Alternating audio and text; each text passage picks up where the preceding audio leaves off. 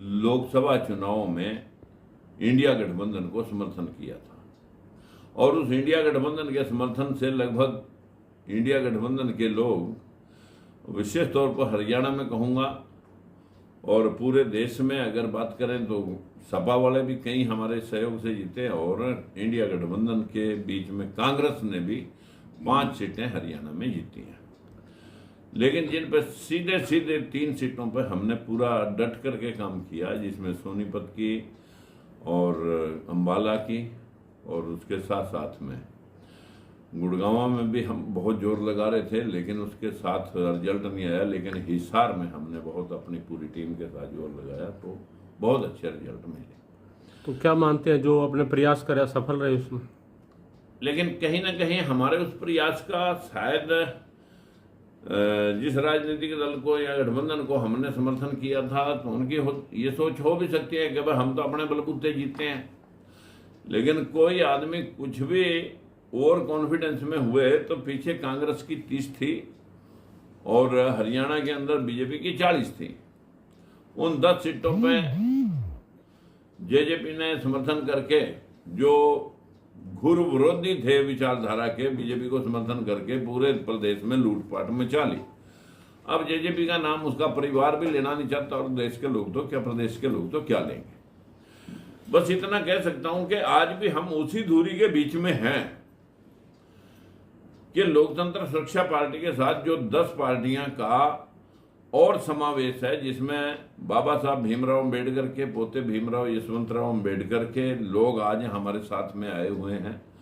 यहीं पर अभी मीटिंग खत्म हुई है और भारतीय जनराज पार्टी है और भारतीय वीर दल है। बहुत सारी ऐसी पार्टियां हैं जो सर्वजन लोक शक्ति पार्टी, इसमें प्रजापति लोगों की है और गुज्जर समाज के लोगों ने भी पार्टी बना रखी है और घुमंतु जाति के लोगों ने भी पार्टी बना रखी है। ये सभी वो लोग हैं जो सभी पार्टियों से जो धोखा खाए हुए लोग हैं, वो सब राजकुमार सैनी के साथ खड़े हैं उस मुद्दे के ऊपर जो कमजोर तबके के हितों की हिफाजत में लगा हुआ है।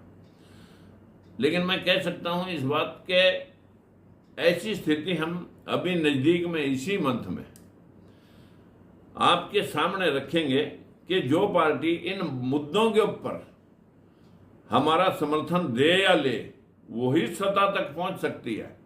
बिना हमारे कोई पार्टी ओवर कॉन्फिडेंस में होकर के सत्ता तक जाने का प्रयास, जो बीजेपी 400 पार के नारे लगा रही थी, उसको आज 240 के ऊपर दूसरों के तलवे चाटने पड़ रहे हैं।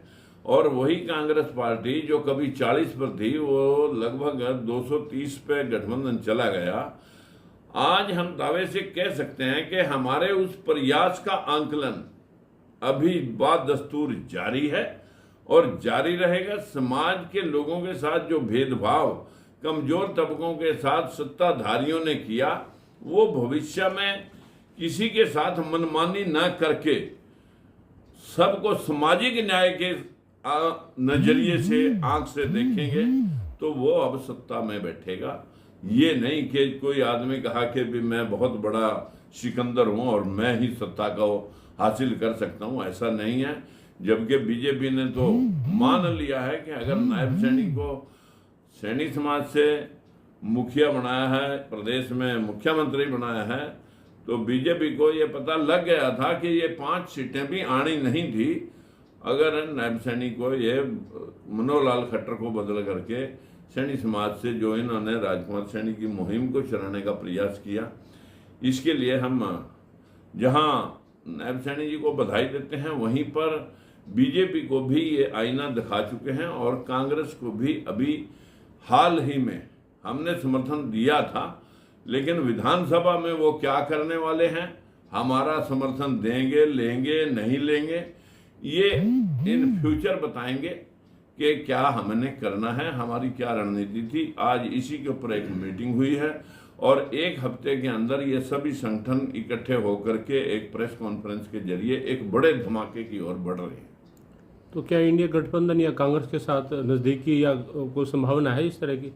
देखिए, मैंने कहा कि हमारी हमारे से दोनों का फासला बराबर है। हम ये नहीं कह सकते कि भाई ये हमारा अछूत है, ये हमारा सपूत है। हमें लगेगा समाज के न्याय के लिए कौन आदमी हमारे साथ इन बातों को सरोकार या सहमत है, तो हमें किसी से कोई गुरेज नहीं है। ठीक। लेकिन सामाजिक न्याय का मुद्दा प्रथम है। 100% आरक्षण जरूरी है। इस देश में किसी जाति को यह नहीं लगना चाहिए कि मेरा हिस्सा शासन प्रशासन में नहीं मिला। पीछे जब आरक्षण के बवाल उठा था तब भी मैंने 100% की बात कही थी। आज भी मेरा मुद्दा 100% है। एक परिवार में एक रोजगार की सुनिश्चितता जरूरी है। जिन परिवारों में 10-10 लग रहे हैं वो सत्ता का दुरुपयोग हुआ है। माली, चपड़ासी, पुलिसिया, क्लर्क लगने में कौन सी बड़ी गुणवत्ता देखनी थी। कौशल रोजगार योजना के माध्यम से एक परिवार एक रोजगार को, जिसके परिवार का कोई भी लगा हुआ नहीं है, कम से कम बाप में नहीं लगा, बाबा में नहीं लगा, बाप में लगे, बाप में नहीं लगा तो भाई में लगे, कम से कम 3 पीढ़ी में कोई एक तो लगा दो। तो आप जो अपना एजेंडा है उसको जारी रखेंगे और इसी लाइक माइंड लोगों के साथ चुनाव लड़ेंगे। इसी मुद्दे के ऊपर हम युद्ध लड़ रहे हैं और ये युद्ध बाद दस्तूर जारी है।